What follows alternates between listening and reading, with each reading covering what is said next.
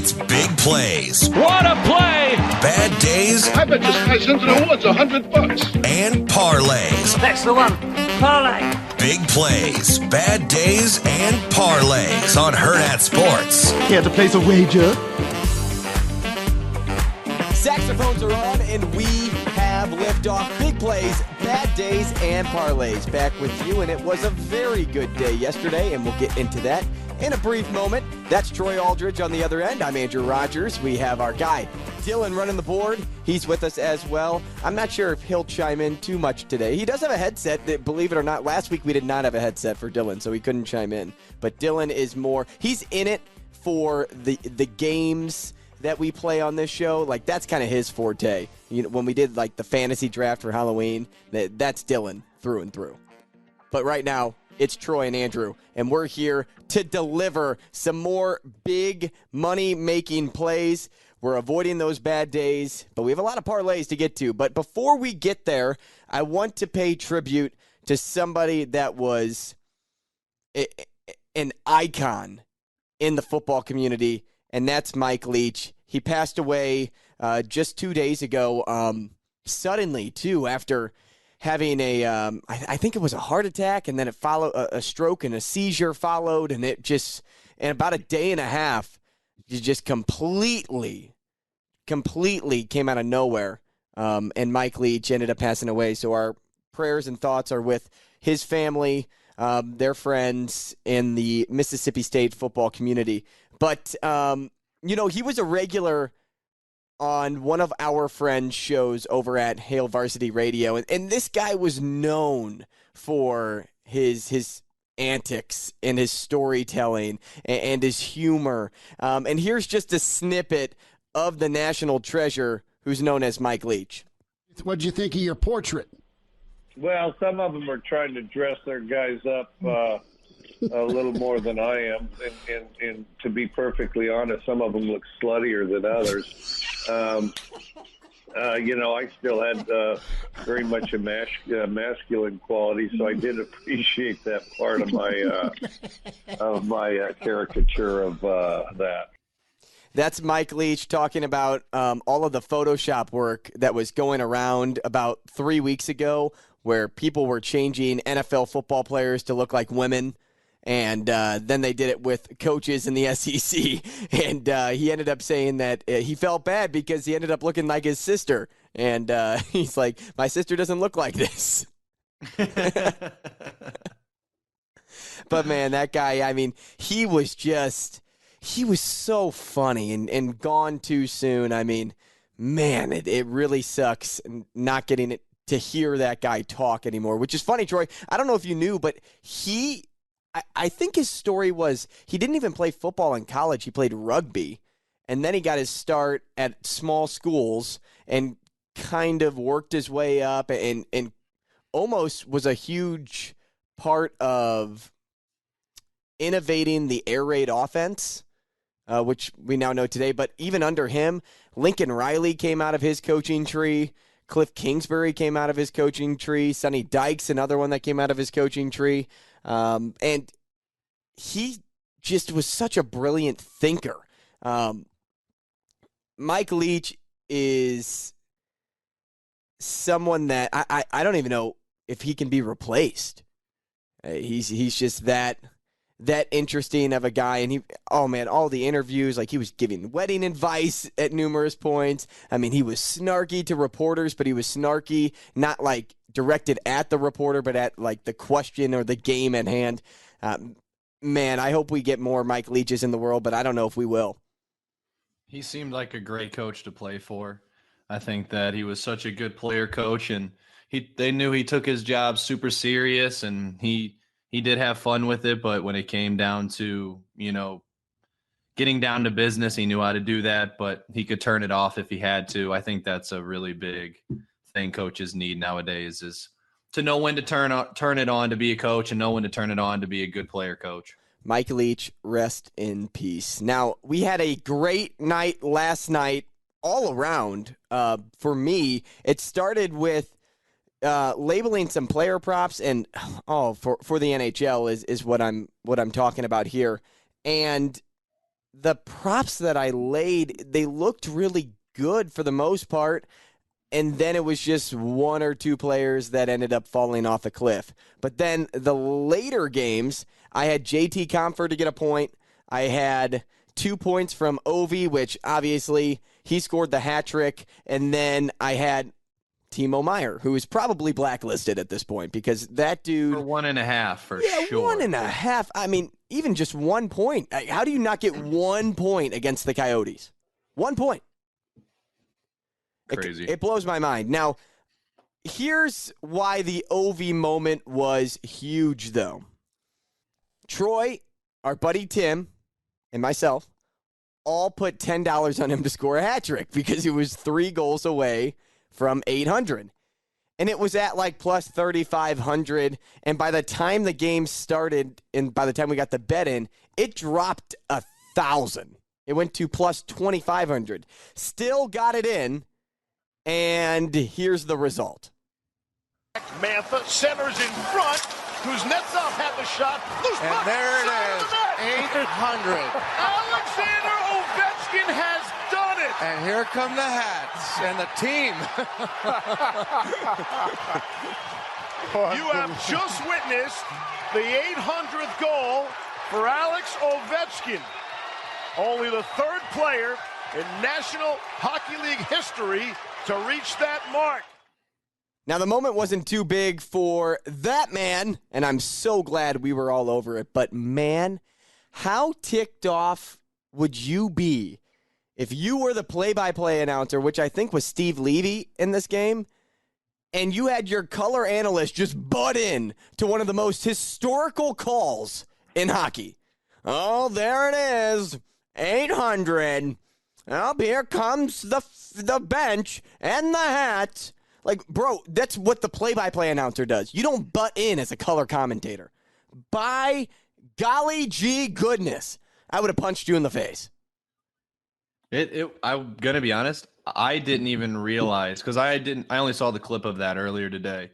I did not realize that was the color guy because it was bad. That's horrible. Listening to that call, like you said, how big of a moment that was.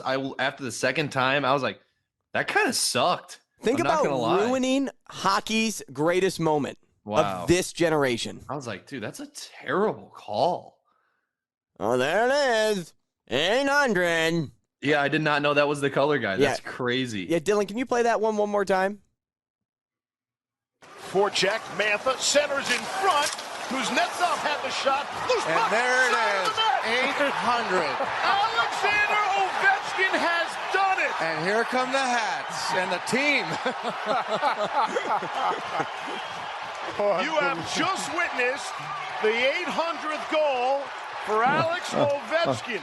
I mean, can you believe Only that? the 3rd player in Can you imagine? Chuckle. Imagine that happening. Like, Troy, this isn't even your guy. I know Ovi is like one of the best, if not the best goal scorer of our generation. But think about if this was your player, your team. Nathan McKinnon does something like this, and the call is ruined by a color commentator like that. Yeah, it's depressing. Are you kidding me? Like, oh, man, like I said, I mean, you would have gotten a stern look and a sucker punch to the mouth. There's some full fight emerging. Seriously.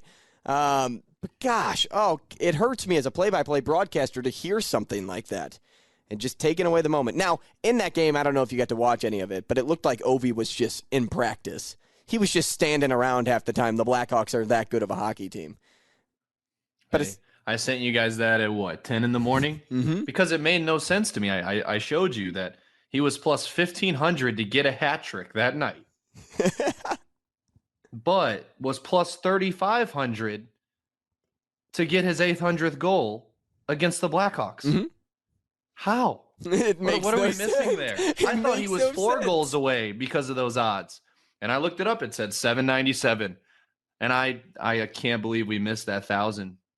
Yeah, James got it in. He was off work, so he went down there early.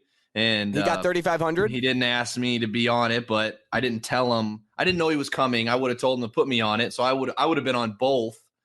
But 2,500, it's still great. Hey, but James, I'm gonna James didn't let you know, and this dude asked you to bet all the time? Yeah, because I actually kind of read his text wrong, I guess, because he said he wasn't feeling well, so he's going to stay home. And then he said, if I have time, I'll go there later. I didn't know he was talking about betting. Got it. And then he texted me it later after I was talking to him about it again, and he sent me the screenshot. And he told me if I wanted to ride it, I could, since I was the one that showed him and I was the one talking about it, because he wouldn't have done it if I didn't say anything. Right. And I told him if Tim or Gavin or somebody couldn't get the bet in, then I would have rode it with him and just took half of the profit. How much he lay? 10? Got it in. And when he said, I didn't even notice it at first that it was 1,000 less. Yeah, I didn't either until I went to see the payout, and it should have been over $900. It should have been about a G, because $2,500 for 3 people was $7. So if you add another $100 per, it would be over a G. But again, when we count our losses up, I'm going to be greedy when it comes to them dropping that 1,000. Yeah, but he made it look easy, dude. He scored the first 2 so quickly, and you could tell the Caps were just feeding him the puck, or just trying to get him the puck, which was even better. I was just smelling it, because James was like, "Don't you think that they might wait for him to get back home?" Like, dude, the Blackhawks are so bad. But not only that, so bad. You never want to wait for one. And my argument to that would be like Pujols, for example, when he got 700. Like, you're like, oh, wouldn't you want to wait till the home series against the Pirates? Because the Pirates in that case would have been the Blackhawks. Right. And you run the risk, though, of, hey, that not happening, right? You go back home, you go scoreless for 4 straight games, and now you're back on the road, and the season, is continuing, and now you're trying to get the monkey off your back. He just wanted to get that accolade out of the way, and it was awesome. He'll keep grinding all season long. That 800 will accumulate. Now he's at 20 goals. Further and further. An incredible feeling, though, after an up and down weekend. It started on Friday. We laid probably 140 on Friday in totality. That's when we bet on like every hockey game points-wise, and then we bet on 3 goal scorers, 3 goal scorers, 3 goal scorers. It was like 126 or 127 or something like that. That was the payout for the Gensel. Well, it was 110, and then me and you did the first goal round robin. Yeah, I think we bet like $30 there. Yeah, doing all of those total. So it was another like 15 apiece. Got it. So we broke even on Friday, which it's better than losing. 100%. It's better than losing. That's why you make so many, because it just needs one. Right. So much better than losing. But then a horrible NFL Sunday. But we did get a Army win over Navy. I told you to bet Army, which set you up in good position for your Pick'ems League. I know that didn't end up going in your direction because Kyler Murray decided to blow his ACL 2 minutes into the game. Yeah, it was pretty awesome. And then DeAndre Hopkins just playing flag football with the ball way out there. Yeah. That dude completely sold that game away. So, you have a bad Sunday, you go into Monday, and that snowball effect from the weekend just kind of kept hitting us. Monday Night Football didn't go well. Monday Night Hockey bets didn't go well. Well, what'd I say? 5 of the 6 unders on Monday? Mm-hmm. That's not good. And then, what was it, Tuesday? Yesterday? It was yesterday, and that's where we bounced back with Ovi. So, we're back, if not up, from that point from Sunday. I can't remember how much we laid on Sunday. We laid a hefty amount, but it wasn't any more than the $250 we just won. But even yesterday, it was great for me because I ended up so I placed a bet on the Bruins-Islanders game, the under, and I had under 6 goals, and it was 3-3 with like 15 minutes to go in the third period. So that bet was washed. But I texted Timmy, and I'm like, hey, man, let me try to double down on the 2 late games that I wanted. And it was regulation wins for the Avalanche and the Sharks. But because I wanted one more leg to make it at least a little bit juicier, I threw in the Caps at regulation because we had the Ovi hat trick. Why not? And he got him in, even though the 8 o'clock mark had already hit, which was weird. I didn't know you could still bet that prop if the game, window. Sometimes they give you 8:07 or which like is awesome. 8-10. Yeah. Because it was like 803, 804 when I had him place the bet, and it was only like plus 454, but I had him throw 25 on it just because I'm like, this will get me back, and it did. It hit with flying colors. I mean, just with absolute ease. All three of those games hit. Although the Coyotes made it close at the end, it was another 111. So now I'm up like $360-something. You subtract what took place on Sunday and Monday, still up about 120, 150 bucks. Not too shabby. Yeah. I mean, that's why we keep doing it. You know, it only takes one. It takes one night to get you through the next two or to make up through the past two. So that's why you got to stay at it. It's a grind. I will say, though, those losses were a struggle to accept. I mean, we felt like Shannon Sharp and Skip Bayless were the sports book.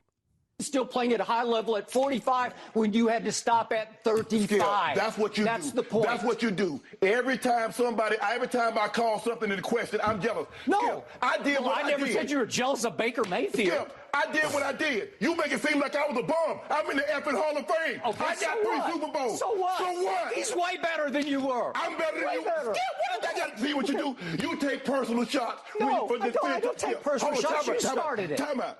You would take a personal shot at me. I didn't take a personal shot at you. Wait a minute. What are you talking about? You would take a personal... Put your glasses back on. Can I finish? You're willing to take a personal shot at me to say this man is better than me because I say he's playing bad this year? Well, because you just Go ahead. You disrespect him. It's just so.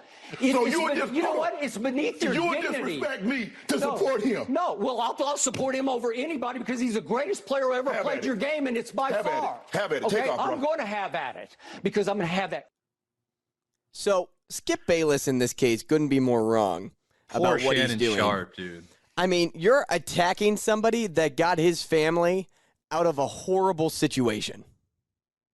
I mean, he has 3 Super Bowls. Not only that, Shannon Sharp said it. He's in the NFL Hall of Fame. Sorry that a tight end doesn't last as long as a quarterback. And sorry, his position is way more gruesome than Tom Brady's position, and he wanted to save his brain. Throw a flag because Tom Brady got touched with 2 fingers. I mean, throw a flag. You can't even compare the quarterback position to any other position. You just can't. There were so many alarming. There were so many alarming things in that. Now Shannon Sharp, I said he was us when I misspoke because I made Skip Bayless seem like he was multiple sports books. He is the sports book and lead up to that audio clip. But Skip Bayless said so many alarming things, and it really was. He hit Shannon Sharp where it hurt the most because he's going at Shannon Sharp with absolutely no dignity. He said Shannon Sharp had no dignity for calling Tom Brady, maybe a poor quarterback this year, but you're coming at a guy that you work with every single day where it hurts the worst and calling him out for not having as much longevity because he played, as you said it, a gruesome position in the NFL. You come at him, and then you have the audacity to say at the end that I'd side with him over anybody. Did you hear that part? Like, I'd side with him over anybody. He's a complete stranger. Skip Bayless does not know Tom at all. At all. Anybody. Think about this. I don't know if Skip Bayless is married, but I'm sure he has a family. And I know Shannon Sharp has practically become a so-called family for him because they work together every day. You're going to come at the guy like that with all that juice? It was almost like you had a vendetta against him. How do people listen to him? He's obnoxious. Get viewers? He's obnoxious. I don't know anybody that really sits down and watches Skip and Shannon Sharp. I don't know. Poor Shannon, dude. If he had anyone else in there, I like Shannon Sharp a lot. He is a little obnoxious too, like not going to lie. But you never attack a man, and especially you don't attack him while he's down because Skip hit him down, and then just kept smashing him in the face. To, basically give his side of the argument, which was, like you said, it was just, dude, it's just getting worse and worse for you. You need to stop talking. You, as in Skip, are so lucky that Shannon didn't jump over the table and strangle you. Yeah, I would say, Skip, you're lucky he likes his job. Shannon Sharpe, what a professional to just eat that. I mean, it was obnoxious. If you agree with Skip Bayless, you're a part of the minority. Shannon Sharpe should have never had to put up with what Skip Bayless was saying in that back and forth. It's not what they were talking about at all. It's useless information. We know what Shannon did with his career. It was a fantastic career. One of Obviously, the best tight Skip ends Bayless that ever played doesn't. the game. You can't evaluate. You have to evaluate by position. His argument is terrible. Yeah, maybe Tom's the best to play the game at his position. Dude, I can't believe he literally went there. He went there. Absolute bum. If you read the Shannon Sharpe story, and I recommend you do if you don't know it, look what he overcame and where he is today because of what he had to overcome to get to where he is today. It's insane. Skip Bayless for sure didn't have that same stretch of life. And played JV as a senior. Remember when he called out Jalen Rose? He did similar things then, calling Jalen Rose for no just reason. Booty. Once again, because he's defensive. He almost took that so personally himself, as if he were Tom Brady and he was calling him out. Couldn't believe it.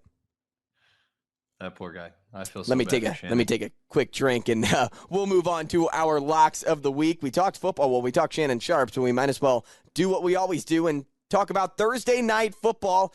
49ers, Seahawks. 49ers, 3.5-point favorites. That's actually plus 100 if you like betting ATS over the Seahawks.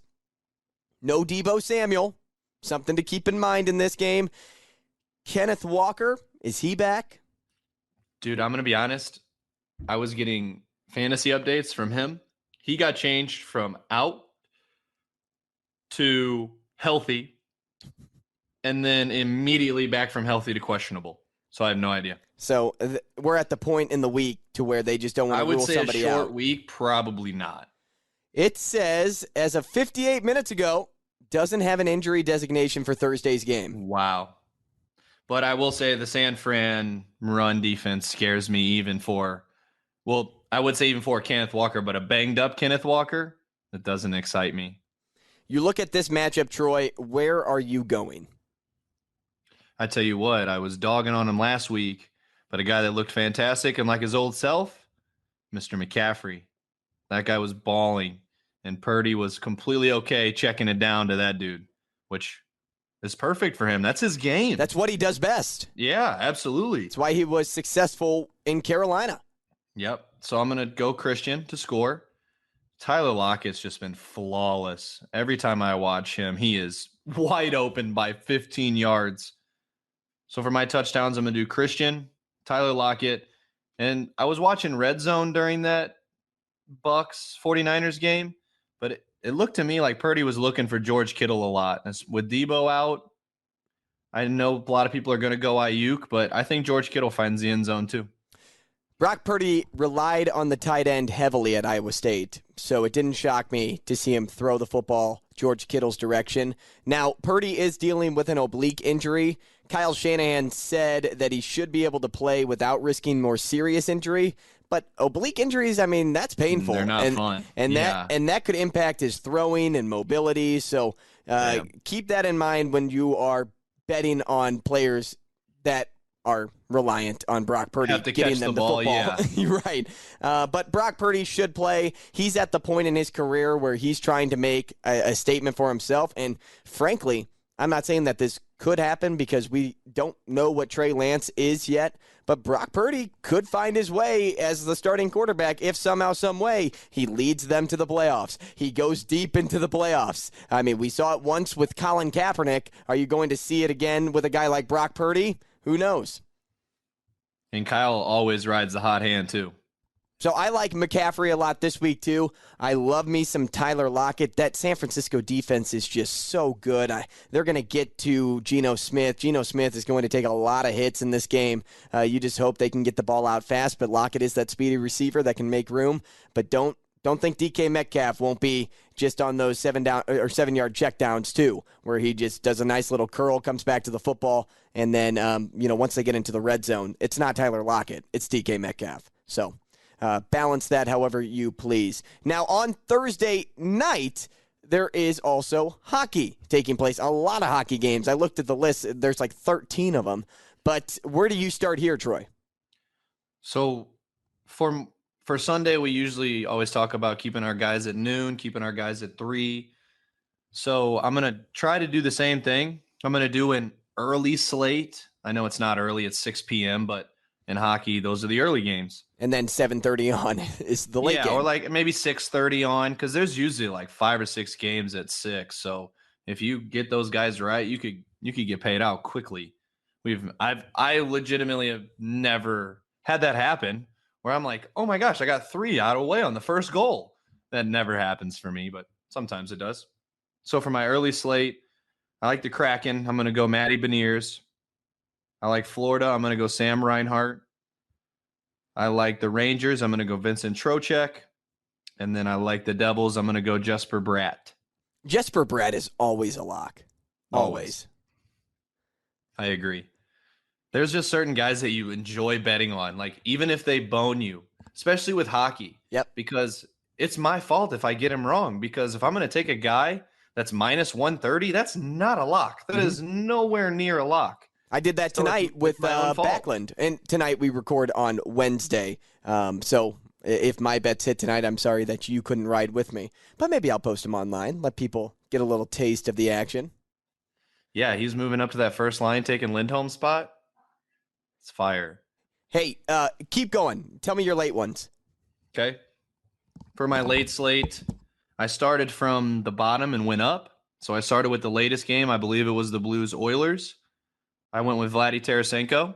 I think that the Oiler odds could be pretty bad because of how poorly the Blues are playing. So I think the Blues odds could be decent and the Oilers give up a bunch of goals. And then another guy for the Knights that's been eating is Chandler Stevenson. Oh my gosh, he's been playing fantastic. Another guy that's a lock that sometimes he's minus 1.5, but I don't remember who the Jets are playing, maybe the Preds or something. I love Kyle Connor. Even if he's like minus 200, put Kyle Connor in your bet. He is a monster. And another guy like the Stars, I'm going with Joe Pa. I love betting on Joe Pavelski. He's one of those guys that goes hard to the puck, plays intensely. I'll always put my money on him. When I looked at Thursday night, and if you saw me escape on the YouTube, that's because, well, my computer was about to die. And I wouldn't have a lot to talk about if my computer died because my notes are all right in front of me. But when I went and looked at Thursday, it's so hard for me to really gauge how people will be structured when it comes to, them being, whether it's minus 130 or, plus 1.5 or plus 1.5, minus 1.5 to get plus odds. When I look at the structure of the odds, I'm like, it's so hard to decipher because you're just making, speculations at this point of knowing who you're going to bet on. But say Jesper Bratt's minus 210 come tomorrow, you're probably rethinking your options and maybe going to do somebody else on that line. So when I looked at it, I'm like, let me just get 3 goal scorers. So that's what I did. I'm like, I'm going to name 3 goal scorers, and that's the bet I'm writing. I'm taking Braden Point. He has 9 goals in his last 10 games. Sidney Crosby, he has 4 games where he scored and then missed the following game and then scored again in the next game. And that has been in the last month that's happened, where he went 1 goal miss, 1 goal miss. So I'm going to take the every other again. He didn't hit in the last game, so let's have him hit in this game. And lastly, I'm taking Draisaitl against the Blues. He has 10 goals in his last 10 games. Yeah, he's so good. So I'm going to take those 3 guys and hope for the best. Now, I'll probably mix in some point bets in there too, but I'm going to wait to see what the odds look like. But Troy gave a lot of good names to follow along with. Now, you have hockey what other day? Saturday. There's only 3 games on Friday. Okay, so Friday is going to be a little lame. Let's jump to Saturday because Saturday has a huge slate of things taking place. But actually, so bowl games start on Friday. So let's start here. Okay. Let's start bowl games for college football. And as people know, and I'm going to keep telling you, I am 61-43 on the year when it comes to college football betting, which is a fantastic rate. But when I looked at these bowl games, it's so hard until the actual game to make a pick. For one, the transfer portal is a huge thing right now, and players can drop off their team, enter their name, and not play in the bowl, or declare for the NFL draft. And now all of a sudden, you may not have the team's starting quarterback, or, say a coaching change takes place, and now they're without their head coach. I like to wait until the last minute when it comes to college football. So I thought, let me dig up some betting trends for you. And courtesy of the Action Network, that's exactly what I'm going to provide. Now, I didn't take everything from the Action Network, but I have a bulk of notes here. And I think this is going to help a lot of people when it either comes to just, hey, your family does a pick 'em, you highlight the winner, and, it's a fun little thing for you and your family to do. Or if you're a betting man like me and Troy, here are some plays that you should follow along with. So I'll start here. Bet against the MAC underdogs. As underdogs, the MAC is 11-49 straight up and 23-34-3 against the spread in bowl season since 2005. Both are worst in college football. The three teams that are underdogs that fit that category, Miami of Ohio, that's the very first game, and they are plus 11 in that opener.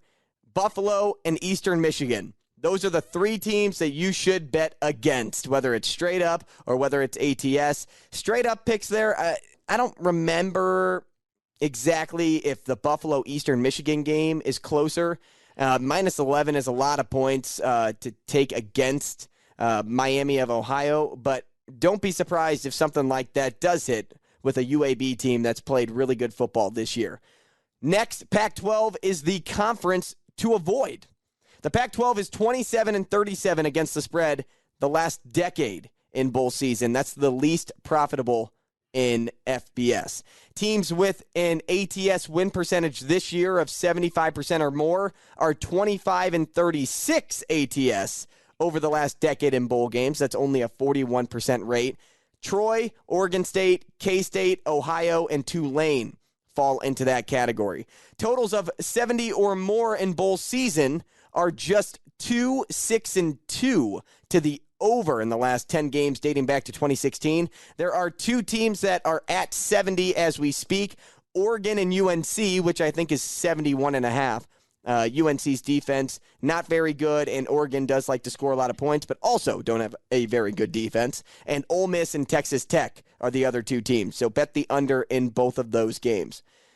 AAC tidbit here.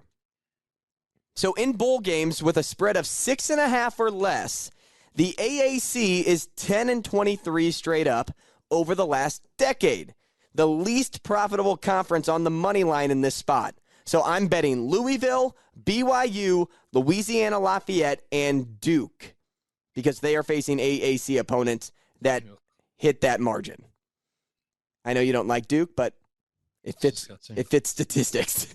Now, ACC versus Big Ten bowl games have been pretty decisive, with the outright winners going 20-0 against the spread over the last decade. The two teams you should pick there are Minnesota and Maryland. How to bet the Big 12? Since 2016, unders are 25-14 in bowl games involving the Big 12. That's 25-14. And the last bit here, Mountain West underdogs. The conference has been 500 ATS or above during bowl season in 7 consecutive seasons dating back to 2015. 26-16 ATS, which is the best in college football. In that span, 11-4 ATS as underdogs. That's the Mountain West. The two teams to pay attention to there, Air Force and Utah State. I don't want to tell, a young kid what to do with their career. Obviously, it makes no sense for me to do that. I'm all about staying healthy. I get it. You're going to literally your grandchildren's grandchildren might be set for life here in a couple months. But Jamison Williams just proved that you can get hurt and still go in the top 10 of the NFL draft. 100%. So I don't understand it really anymore because Jamison Williams was an absolute monster. He was a beast. He played for the best team in the country. He had the best quarterback in the country for that year. and he still went top 10 or 12, whatever it was. He got 15 million in signing bonuses. And with the NIL, you don't have to go to the NFL right away. Like if you got hurt, you could stay in college, get a sweet NIL deal, and still get paid a boatload of money. He proved that you can have the worst injury in any game and still go in the top 12 or 13. I don't remember what pick he was, but it's a great point. Jameson Williams, I think, was like 8th overall. Something crazy. And he just tore his ACL 3-4 months ago. So he's proven that you can do that and you can still be okay. They see talent. People come back from ACL injuries all the time. 12th overall. Yeah, so they should, I don't know. It's a little irritating because, like you said, you don't even know who's going to be on the field. So that's why I wait. I mean, look at what's taking place just in a game later on down the road. You have Wisconsin taking on, who's Wisconsin playing? Oh, I'm going to find out now. I just talked to a Wisconsin reporter today, and we were talking about this matchup. Oklahoma State, that's who. Wisconsin's quarterback, Graham Mertz, in the transfer portal. Spencer Sanders, Oklahoma State quarterback, in the transfer portal. Who do you bet here? Before playing in their bowl game? Yeah, they want to transfer. What? You did all that blood, sweat, and tears to get to this point, and you just dip. Yeah, I'm not too sure how you get to this stage. And when you enter the transfer portal, because Cade McNamara was a backup in Michigan, right? I remember he entered the transfer portal, entered the transfer portal, and he signed and committed to Iowa. And because he was a grad transfer, he could do it before the early portal period. Okay. I'm not sure, and I'm going to have to look it up, but for some reason, I have in the back of my mind that McNamara can just start working with Iowa right away. Like he can play? I don't know if you can play in the bowl game, but I know you can just start practicing with the team right away. The transfer protocol should not even be allowed until the season's over. Yeah, they do that early signing period for, I guess, this exact reason. Maybe backups, but not starters. Yeah, I'm going to have to dig more into the transfer portal, and I should. I need somebody to really sit down with me and describe it, because there's so much that goes into it, and it's so new. I mean, the college football itself is still trying to figure out what the transfer portal is. But that's why I'm waiting. I'm sitting back and I'm waiting, making sure that CJ Stroud is out there. Yeah, that is a great point. Now, he's in the college football playoff, so I would expect him to be playing if he sat, because Jackson Smith and Jigba sat. Now, he really wasn't anything much for Ohio State this year. He was who I was alluding to with the Jameson Williams stuff. Right. But aside from that, there's your trends, right? Those are your trends. Follow along as you please. Now, on Saturday as well, we're not going to touch on this, but I do want to say it. It is the final fight night of the year for UFC. Troy said really just pay attention to the main card. That's the only one that's worth betting on, but they're both minus odds at this point, both coming off of losses. Cannonier, Strickland, it's a pick'em. That's how they have it, which is funny because UFC doesn't normally do pick'ems. Yeah, I mean, it's a complete toss-up. They, like you said before the show started, they both got arguably destroyed in their last fight. Obviously, Sean's glass chin met Alex Pereira in the first round, 2 minutes in. And Cormier, I mean, he just got destroyed by Adesanya. Adesanya's just better. So they both got a lot to prove. Whichever one loses probably doesn't get a title shot ever. Hey, makes for a really fun final fight night. And I think the best thing for Strickland was to get knocked out. I really do. Because I did like him. He had this cockiness that, he backed up, but he wasn't facing anybody good. And he finally did. And he got just mauled. So it'll be interesting to see how he took that loss. Because I think that was the first time he had lost in a while. Hey, more hockey on Saturday. Saturday, though. Where's your head at here? So I have a list of guys that I like for points, even with their odds. Like you said, I think I got to do a better job at that. I think when you said like a Jesper Bratt minus 210, I tend to shy away from that just because I'm greedy and I want better odds. But I really don't think, I think that I should, sometimes I've been trying to do a safer one, even though it only wins me 20 for $60. I think that it could, save the rest of my bets, even though it's not like, oh my God, I won $60. You're not going to go up and down, and I'm not going to really show you that bet and get excited, but it can make or break the night. So again, I'm doing an early slate since it's Saturday. There's a couple games at noon, and then I think a game at 3. So the 2 noon games, I'm going to do Marchand 1.5 and Kubalik for the Red Wings. Dominique. Troy Terry, Rupe Hintz, and Austin Matthews 1.5. Is that a round robin? No, those are just guys that I like for those. I think a couple of those games are at 6, and then the rest were in the morning. So those are just guys to pick from in the early slate. And then at night, what do you got? So in the night slates, I start from the bottom and go up. So I start with the 9:30 game. I did Kevin Fiala, and then I went Brock Nelson, and then I went Pierre-Luc Dubois, Clayton Keller, and Alexander Barkov. Clayton Keller always gets a point. Always. He's so good. But his odds are always so crap. I think they were playing an okay team. So maybe he'll be like minus 170, 80-ish. I'd take that. Anytime I see, we mentioned the Sabres. I lied. Sabres games are always 6-5. That is true. Although last night it was like 6-0, or 2 nights ago it was 6-0. Yeah. And all those goals came in the third period of the season. Yeah, I mean it's pretty nuts. But Tage Thompson is an incredible hockey player. And when they traded Ryan O'Reilly and got Tage Thompson in return with a package, it didn't look good. Did not look good for the Sabres. But Tage Thompson, if he continues to excel like he is right now, that trade's going to pay off for the Sabres, no doubt.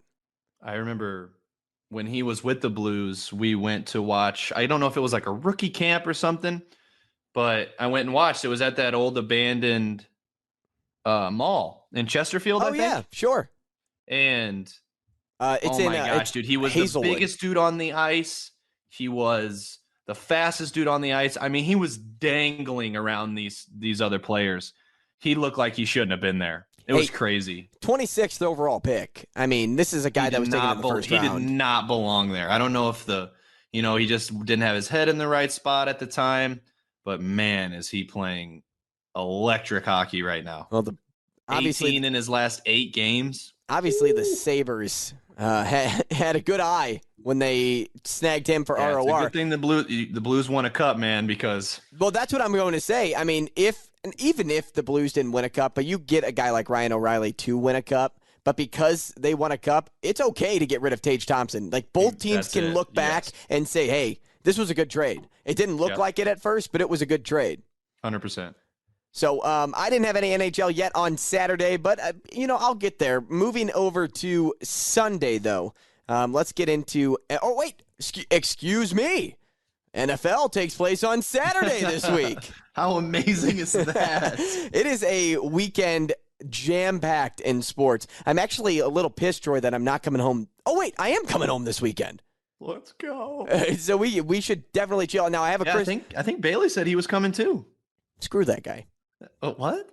I thought he was – is he coming this weekend? I think he said the 16th. Yeah.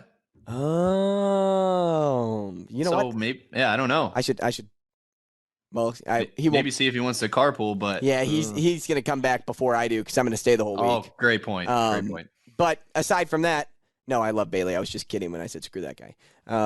Or am I? No.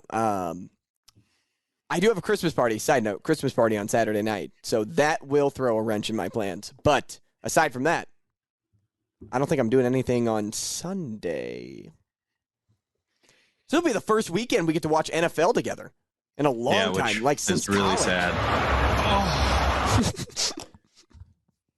No, that's Sunday night. Oh man. Okay.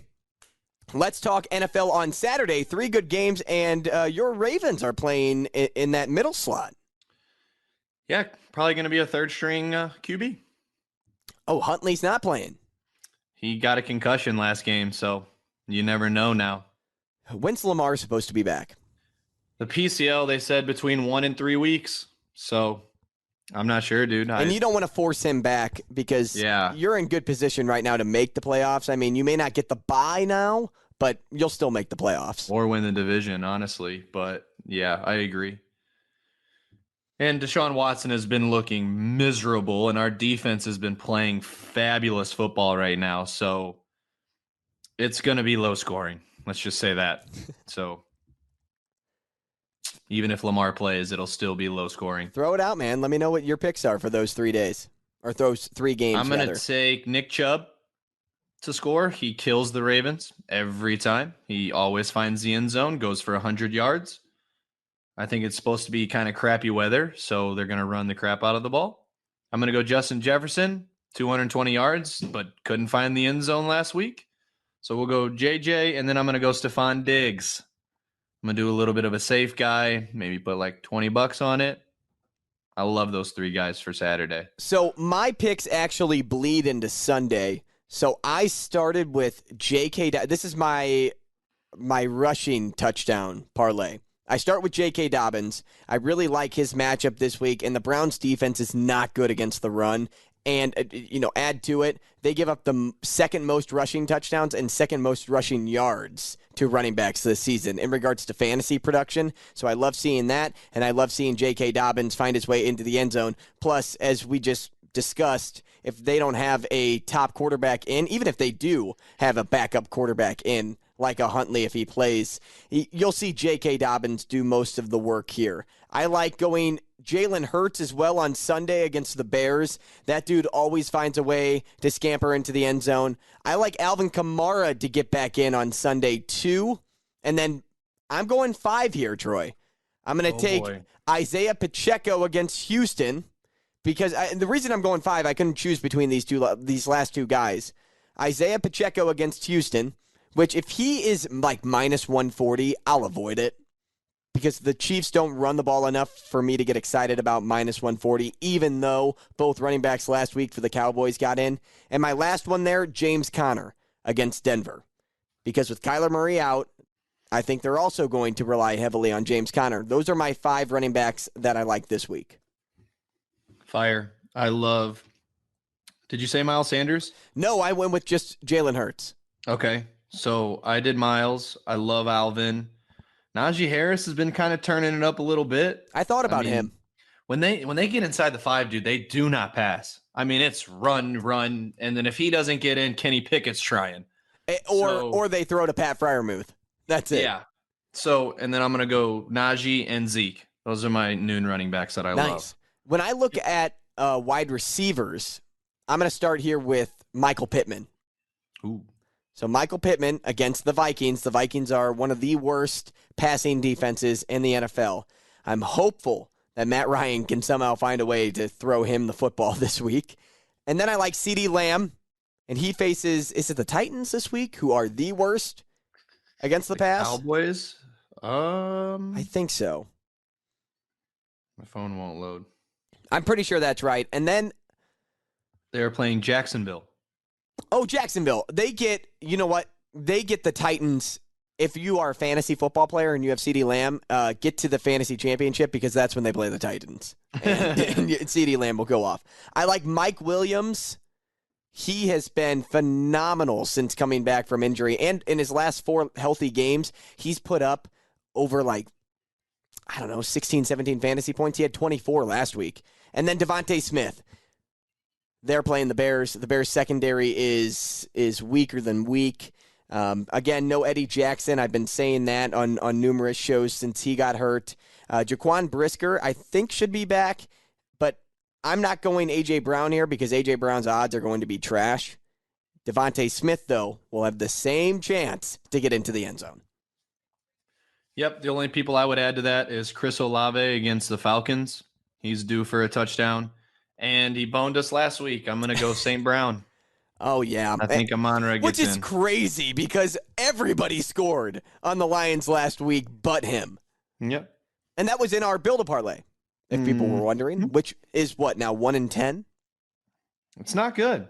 You know what's so funny about that, too? I think it's actually just 1-9. But we hit on the very first one. Like, imagine that. Started the show off hot. That's what we needed to do. Imagine that. 9 weeks later. Yeah. 9 losses later. And now we only have 2. We only need 2 things. Well, we didn't we add an extra one for both of us? So now we're at 4, like 4 legs. Yes, but we did do our 2 safe ones, which neither hit. Yep. And then you got A.J. Brown, and Gesicki caught a ton of passes. Mm-hmm. And did Kelsey get in? Nope. Just nuts, man. Yep. Nuts. Sunday night. Oh, before we get there, the World Cup final also takes place on Sunday. Who do you have winning, France or Argentina? Well, I know that dude needs France for like 57K. So no, I'm gonna 557K. Oh my God. Yeah, $500,000. Yeah. France, please. Outside of that game's happening at 9 a.m. on Sunday morning. So the day starts great on Sunday. You get that soccer game, then you go right into NFL action, and you get even hockey taking place on Sunday too. So yeah, a lot going on there. The weekend's going to be fire. But I'll tell you this much, Troy. As much as I love people taking the casino's money, I almost want Argentina to win this game. Like, I feel like I'm on the sportsbook side when I say that. If he's a smart man, he should hedge. And I don't know if you even have the money to hedge here. But Argentina won't be favored in this game. But right. I want to see Messi in his last World Cup get it done. I'm sure. And again, a lot of people are going to be betting that. So you look at this, and I'm pulled in 2 different directions, right? One, I really want this guy to win $550K. France should be the favorite. They won in 2018 too. Or it's Argentina when you have Messi, who, if he wins the World Cup, could solidify his status as the greatest to ever do it. I know that's a hot take, but he could. Yes. He could easily do that. We'll see. We'll see how that goes. I'm probably going to bet Argentina. Troy's going to bet France. I'll be honest with you, if we're watching it together, we're betting the same one, regardless. We're not going to fade each other. So we'll just do the first goal or some shit. Right. Well, or this is what we'll do. We'll say Messi to score first and Argentina to win, and Mbappe to score first and France to win. Something like that. And we'll just ride both of those together. If you're not watching soccer, though, you're watching Sunday Night Football after all of those games. And that game is weirdly good. Is that a good way to put it? You have is it Giants Commanders, right? Yeah, they just played a couple weeks ago. Didn't they tie? They did. Didn't they play last week in tie? 2 weeks. 2? Were the Commanders on a bye last week? The Giants played someone else last week. Yes. Then the Commanders were on a bye, so it's back-to-back weeks that they play the Giants. That's funny. So. That's funny. Well, this is something to take note of. When you look at the NFL standings, and I'm going to look it up just so I can be exact, the Commanders were my team to watch as like a sneaky team to make the playoffs this year. Because when you look at the NFC playoff picture, the NFC East runs it.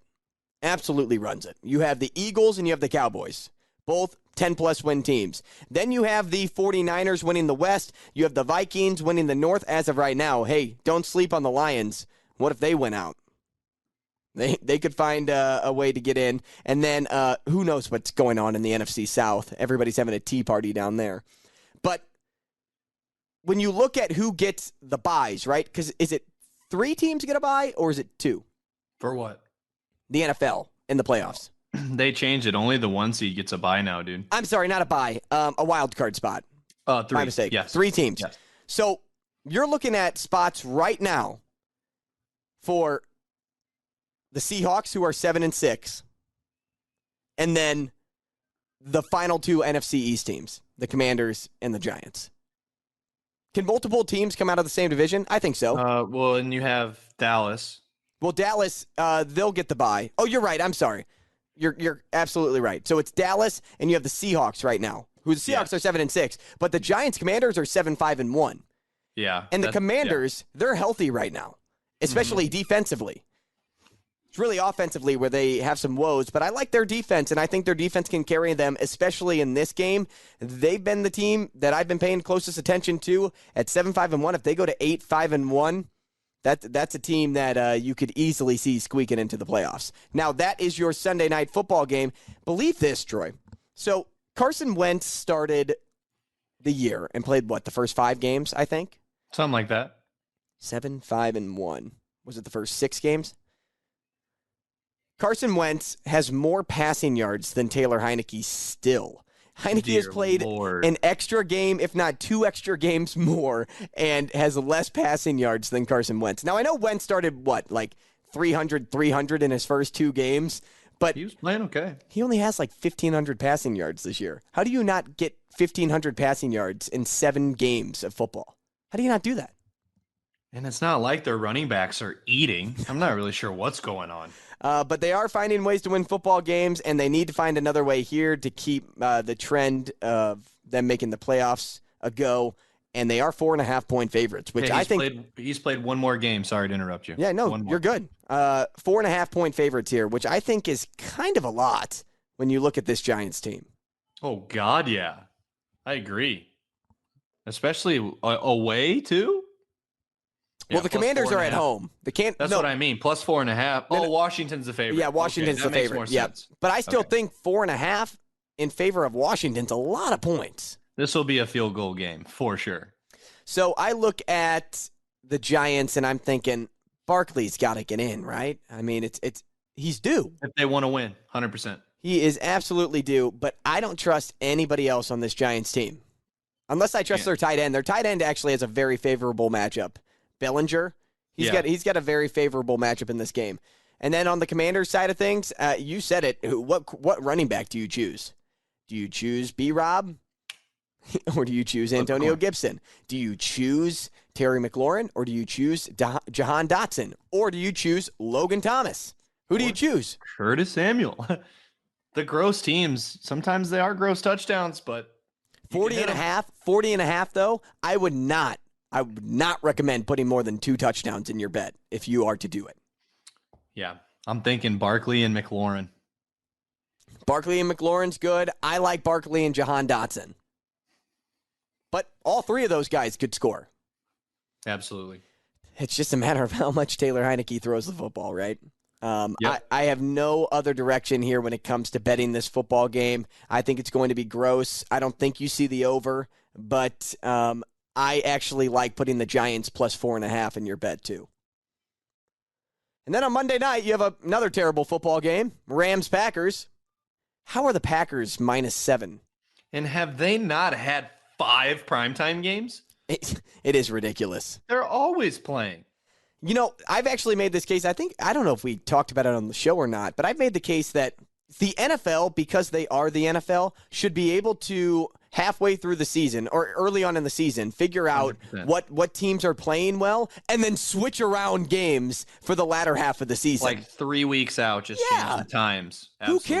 Who cares? I know you plan ahead. Maybe you're planning a family trip or something, and that may be something that you have to take into account now because you know that the game could get switched. But if that team's playing well, I think you'd rather watch a team on Sunday night than at noon. Knowing everyone's watching. Absolutely. Than at noon. So I agree. That needs to be done. At some point, this league is so big and they have so much money, and they could easily switch around tickets too. You could easily switch all those things around. But you have the Rams-Packers here. I think it's a run-heavy attack for the Packers in this game. I'm taking A.J. Dillon to score because screw Aaron Jones. That dude not put him in there. Blacklisted. And then I like Cam Akers even to run one in on the Packers. He's just like Barkley, man. He's with how injury-riddled that team is, he's the only one that you should even think about putting in your bet. Even though he's the fumble king, he's all they got. And they got rid of Henderson. McVay has no choice but to ride that dude for at least the end of the season. No doubt. And he's going to. So, yes, I agree with Akers. And then I threw in Christian Watson. Why not? Oh, I like Christian Watson, too. That's a great ad. That's a very good ad. Now, is Aaron Rodgers, are we back in on Aaron or no? I'm going to say no, dude. He hasn't wowed me since he has made me be like, oh. He has not had a game this season that he's thrown for over 300 yards. Good Lord. He had one game where he eclipsed 255 yards. One game. What? Yeah, man. In his last 2 weeks, 182 and 140. God, dude, I mean, that's... Yeah. So, but they hand the ball off to Watson a lot. I mean, he scored... Yeah. They had a bye, I think, last week maybe. But he, against the Bears, I think, he had that, 50-yard touchdown run. Yeah, no doubt. No doubt there. So I'm not bought in on Jordan Love. I think the Jordan Love experiment's over. They're going to have to get rid of him. Unless you want to keep him as a glorified backup, which I don't think Jordan Love wants to be. I mean, yeah, you got to think of how long Rogers sat there for 4 years, didn't he? Mm-hmm. Yep. Before they finally were like, we got told Favre, you got to get out of here, man.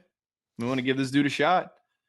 He has all the time in the world. However, there's no reason he shouldn't be prepared and ready to go after year 4. Right. Well, and for one, Aaron Rodgers has this huge contract that you can't get out of. So right. What do you do with Jordan Love? Do you just keep him and just say, hey, we wasted a first-round draft pick on a quarterback? Trade it up. For a quarterback. Mm-hmm. I don't see it. I still can't believe it. By the way, Anthony Brown is your third-string quarterback. Mm-hmm. Undrafted.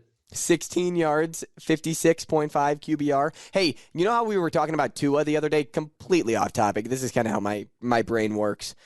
We were talking about Tua, and I was listening to a morning show on ESPN this morning, and they had said that Tua's QBR, guess what his QBR was against zone defense last week? 12. 8. It's like Frank Gore on the Wonderlic test. So they found his kryptonite. Never go man. Well, and against man, he was 48. I don't know if that was just last game. Last game. I don't know if that was just last game or both of those games. Mm-hmm. Pretty nuts. He came out just chucking, and he was just turf. It's not. It hasn't looked pretty. We'll just say that. Hey, let's build a parlay. Cue the music. Troy, kick us off. So are we going to do the same thing we did last week, where we do kind of one that's more of a maybe minus 110 plus 100 and then do a bigger guy? I am actually doing 2+ odds here. Okay. So. And it's plus 145 or more for me. Okay. So my first one, I'm going to do DeAndre Hopkins. I think he finds the end zone. I think they're going to need him to find the end zone. He's going to be pissed with him throwing the game on Monday. So DeAndre Hopkins, and then my other one, I'm going to do Chris Olave. I love it. This Those is are where my I'm two going. guys. I did 2 tight ends. I'm going to do 2 wide receivers. Next week, I'll do 2 running backs. First game for me, I'm taking BYU on the money line, plus 145 against SMU. I'll reference it back one more time. My AAC tidbit. In bowl games with a spread of 6.5 or less, the AAC is 10-23 straight up. SMU is minus 135 or minus 3.5 in this game. So that allows BYU to be plus 145. And a lot of people have BYU winning this football game.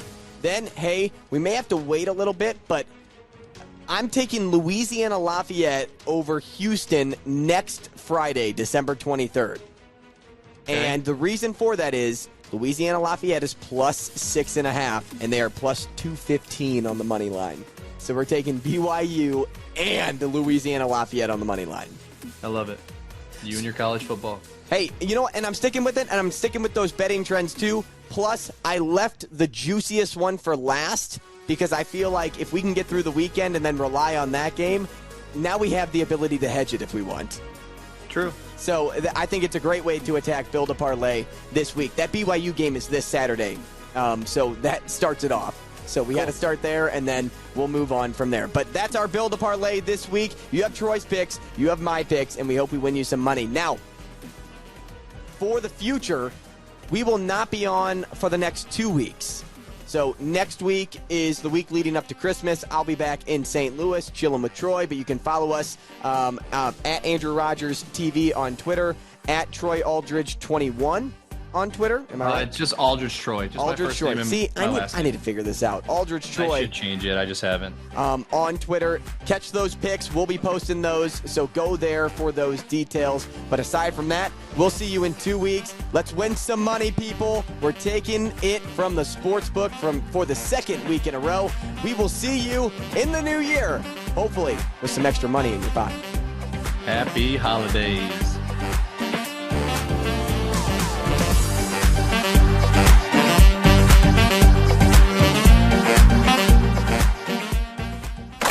A Hurrdat Sports Network production.